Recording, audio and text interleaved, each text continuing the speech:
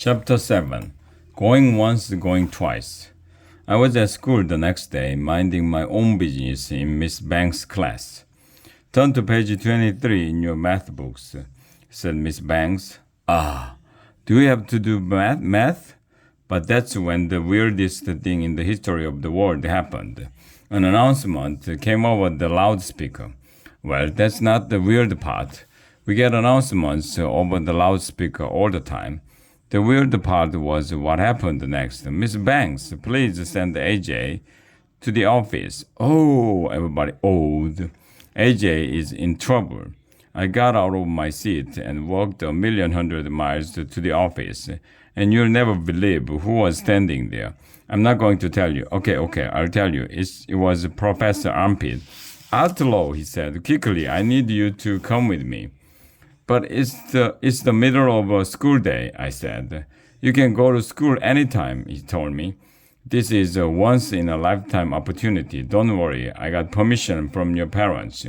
Sounded good to me. At least I would be getting out of math. We got into Professor Ampit's car, and he drove downtown to some building with a sign that said Christie's. What's this? I asked. A restaurant? No. We took the elevator to the second floor. It opened into a big room full of grown-ups sitting on chairs.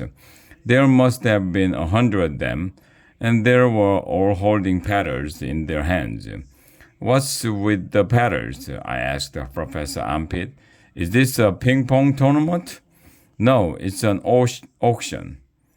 He whispered, we are going to sell your masterpiece. Shh, let's sit down. We found the seats in the back. I looked around the room. There were no pretzels or snacks anywhere. Nobody's gonna buy future art, I whispered to Professor Armpit. Sure they will, he whispered back. Everything has its price. In the front of the room, some guy in a suit was standing behind the podium. My dumb tube of paint was taped to the wall behind him. Our next artwork is by a young man who goes by the name of Outlaw. He said into a microphone, it is titled Future Art. Let's start the bidding. Who will offer $100 for this sculpture? $100? Was he joking? It was a tube of paint taped to the wall. A bunch of art nerds raised their paddles and shouted, 100. Excellent start, said the auctioneer. Who will offer $200? 200, somebody shouted, raising his paddle. See, Professor Ampit whispered, your art is valuable. Do I hear $300? asked the auctioneer. 300, somebody yelled. 400, 500. I couldn't believe it. These art nerds were bidding on my fake art. 600, 700, 800. People were jumping out of their seats and holding their paddles in the air to get the auctioneer's attention. It was amazing. You should have been there. 900, 950, 975. We have bid for $975, shouted the auctioneer. Can we get 1,000? It was quiet for a minute. A bunch of art nerds were shooting glances at each other. Going once, going twice, the auctioneer shouted.